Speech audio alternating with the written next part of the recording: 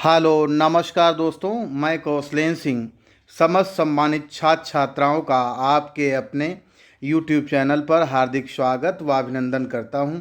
आज हम विज्ञान पाठ्य योजना के अंतर्गत कक्षा 6 के प्रकरण मिश्रण पर चर्चा करेंगे, जो कि बीएड, डीएलएड और डीएलएड के लिए बहुत ही उपयोगी है। विज्ञान विषय का पाठ्य योजना बनाते समय सबसे पहले आपको, जैसा आप फ्रंट पर देख रहे हैं, कि यहाँ पर पाठ्य योजना जो भी क्रम होगा वो लिखेंगे, यहाँ पर दिनांक लिखेंगे, यहाँ विषय, उप विषय और प्रकरण जैसा दिया है उसको लिख लेंगे। विद्यालय का नाम, जिस विद्यालय में आप प्रैक्टिस से टीचिंग कर रहेंगे उस विद्यालय का नाम यहाँ पर लिखेंगे। कक्षा 6 यहाँ पर दिया है, वर्ग आप अपने अनुसार, पीरियड जो भी रहेगा आपको अपने अनुसार लिखना होगा, और समयावधि 45 मिनट जो कि आइडियल टाइमिंग होती है। और यह भी आपको बता दें, यह जो लेसन प्लान हमने बनाया है यह हार्वर्ड लेसन प्लानिंग के ऊपर बेस्ड है, क्योंकि हार्वर्ड जो लेसन प्लानिंग होती है और जो ब्लूम टैक्सोनॉमी के ऊपर आधारित जो लेसन प्लानिंग होती है, दोनों में अंतर होता है। तो यहाँ पर जैसा आप देख रहे हैं कि सबसे पहले आपको लेसन प्लानिंग में सामान्य उद्देश्य लिखने हैं। तो सामान्य उद्देश्य से संभवतः जितने भी विज्ञान के लेसन प्लान रहेंगे उसमें समान ही रहेंगे, कुछ जो पॉइंट्स होते हैं उनको छोड़कर। जैसे सामान्य उद्देश्य, जैसे पहला यहाँ दिया है कि छात्रों में वैज्ञानिक दृष्टिकोण उत्पन्न करना, ये सामान्य सब में ही यही लिखा जाएगा। छात्रों को विज्ञान के नवीन तथ्यों से जागृत करना, छात्रों को विज्ञान विषय की सूक्ष्म एवं गहन जानकारी देना, छात्रों की मानसिक एवं तार्किक शक्ति विकास करना, छात्रों में विज्ञान संबंधी प्रयोगों एवं कार्यों में रुचि विकसित करना, यह हमारा सामान्य उद्देश्य होता है।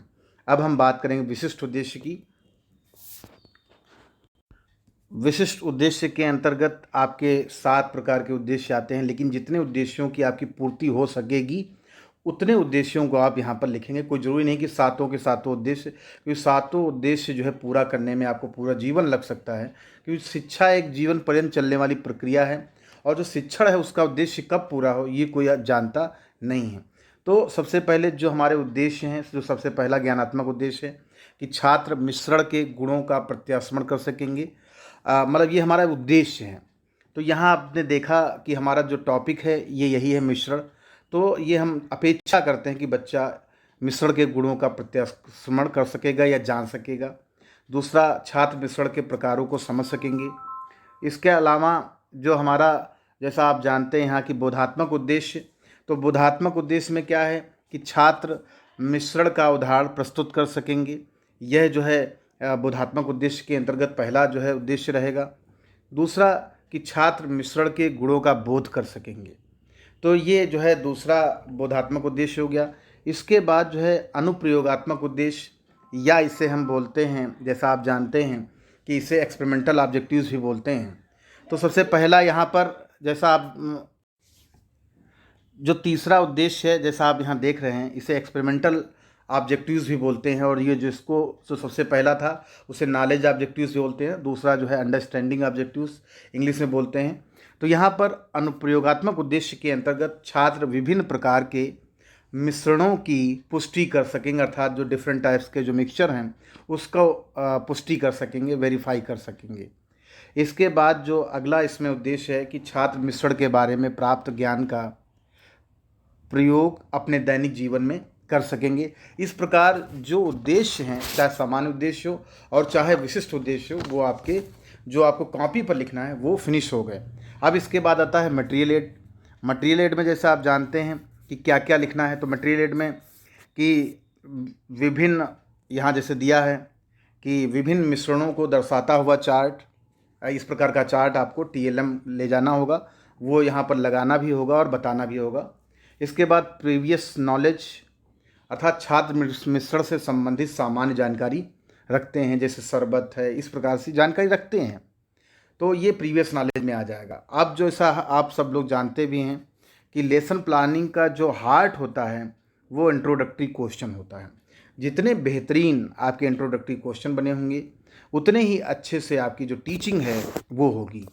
तो यहाँ पर आप जैसे देख रहे हैं प्रस्तावना प्रश्न में जो सबसे पहला प्रश्न पूछा गया है, मॉडल को दिखाते हुए बर्तन में क्या है।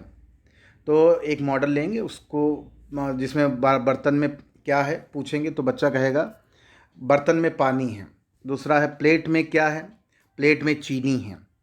चीनी को पानी में मिलाने पर क्या होता है, तो बच्चा आंसर देगा चीनी पानी में घुल जाती है।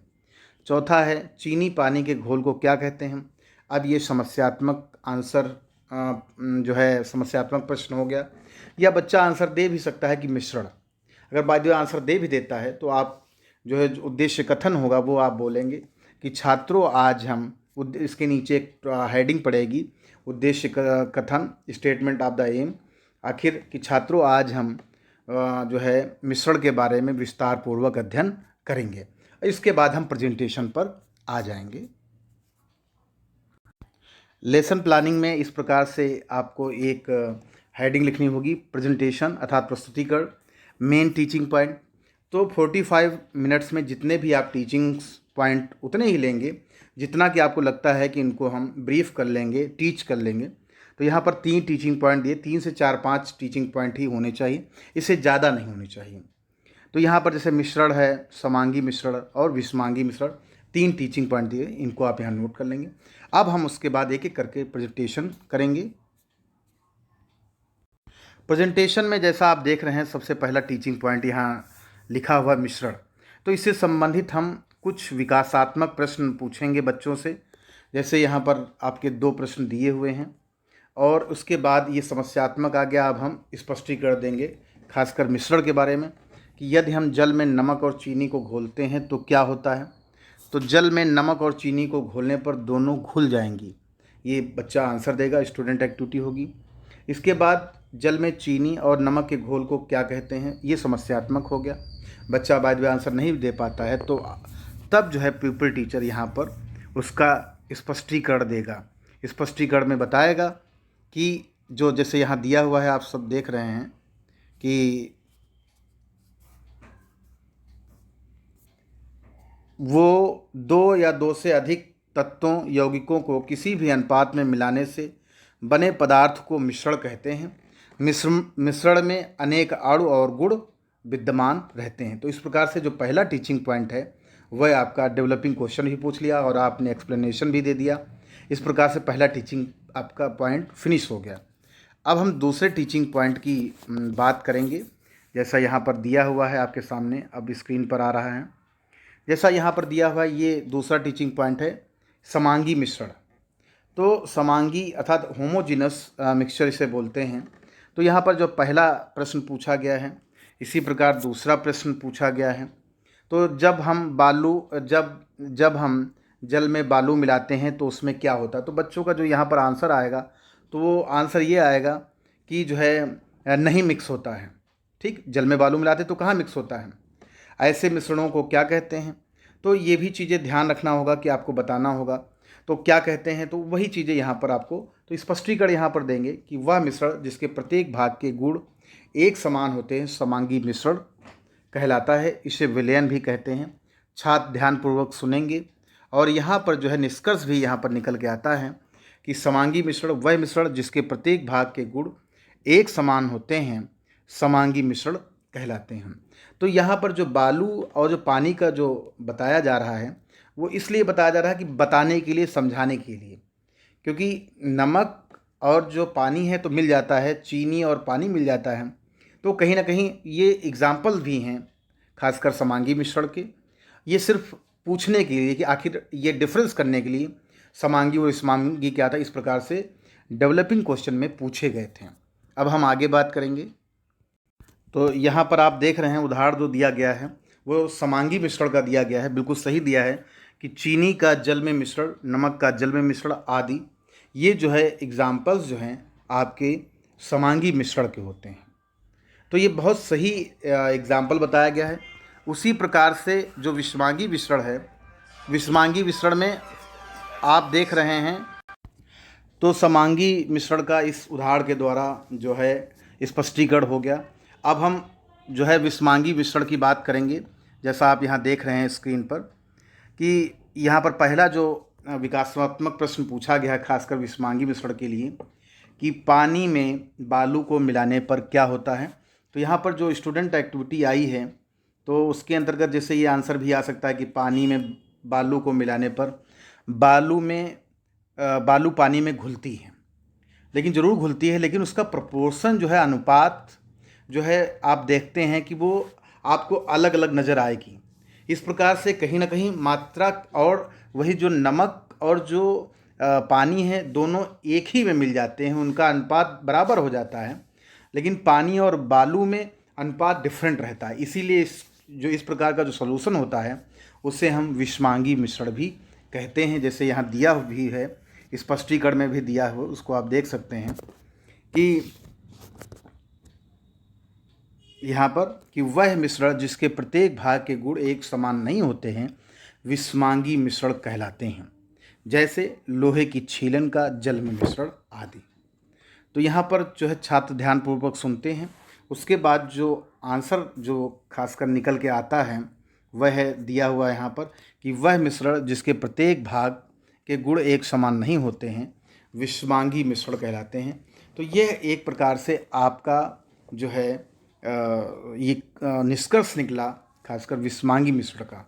अब हम बात करेंगे, जैसा यहाँ पर दिया हुआ है कि ब्लैक बोर्ड समरी जो है श्यामपट्ट सारांश, वो क्या दिया हुआ है। तो यहाँ पर जैसे आप एंट्री करते हैं दिनांक, विषय, उपविषय, प्रकरण, यहाँ पर कक्षा, वर्ग, कालांश, ये सब लिख देंगे। इसके बाद जो भी हेडिंग मेन है उनको लिखेंगे, जो आपको लगता है यहाँ ब्लैक बोर्ड पर लिखेंगे। तो यहाँ पर देख रहे हैं मिश्रण क्या होता है उसके बारे में दिया है, समांगी मिश्रण दिया है उसके बारे में क्या है, विषमांगी मिश्रण उसके बारे में दिया हुआ है। तो इस प्रकार से जो टीचिंग पॉइंट है उनको आपने क्लियर कर दिया। अब हम इसके बाद जो हमारा होता है जो वर्क है वह है कि लेखन एवं निरीक्षण कार्य, जो इसकी हेडिंग होती है इसके बाद। तो यहाँ लेखन निरीक्षण कार्य में जैसा बिल्कुल रटाया होता है राइटिंग एंड सुपरविजन वर्क, कि छात्राध्यापक कक्षा में घूम घूम कर निरीक्षण कार्य करेगी तथा छात्रों को श्यामपट्ट सारांश नोट पुस्तिका में लिखने का निर्देश देगी। इसके बाद यहाँ पर पुनरावृत्ति अर्थात जो 45 मिनट्स आपने जो क्लास में पढ़ाया है उससे संबंधित आपको प्रश्न पूछने होंगे। आखिर ये पता करना होगा, एसेस करना होगा कि छात्र छात्राओं ने जो भी पढ़ाया है आपने उसको कितना जो है बोध किया है, समझा है। तो यहाँ पर इससे एक हमारी जो टीचिंग है उसका भी स्तर पता चल जाता है। जो रिकैपिचुलेटरी जो क्वेश्चन है इसके अंतर्गत पहला जो प्रश्न पूछा, मिश्रण किसे कहते हैं, मिश्रण का एक उदाहरण बताइए, समांगी मिश्रण किसे कहते हैं, विषमांगी मिश्रण किसे कहते हैं। और उसके बाद एक गृह कार्य भी लास्ट में दिया जाता है जो अगले दिन बच्चा आकर पहले चेक कराएगा कि मिश्रण तथा मिश्रण के प्रकार के बारे में लिख कर लाइएगा। तो इस प्रकार से जो मिश्रण जो है आपका जो प्रकरण था उसका लेसन प्लान आपने तैयार कर लिया। अगर आप मेरे चैनल पर पहली बार आए हैं तो सब्सक्राइब अवश्य कर लें। अगर आपको मेरा वीडियो पसंद आया हो तो लाइक शेयर ज़रूर करें, जिससे आपको सबसे पहले मेरे वीडियो का नोटिफिकेशन व एजुकेशनल अपडेट्स मिलती रहें। धन्यवाद, नमस्कार दोस्तों।